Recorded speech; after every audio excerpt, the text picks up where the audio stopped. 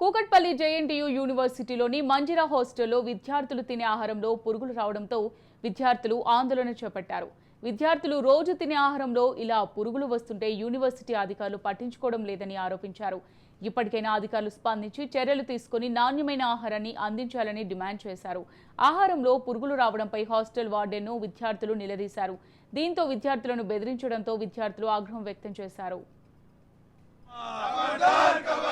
విద్యార్థులతో చెలగాటమా ఎంతమంది కూర్చుంటే లోపల పోయి బయటికి కారెట్లా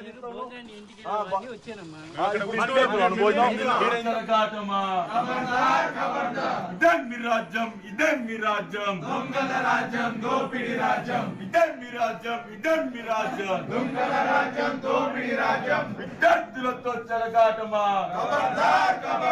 విద్యార్థులతో చెలగాటమా, రావాలి రావాలి ప్రిన్సిపల్ రావాలి. పురుగులు అన్నం తినేసి లోపల పడుకుంటే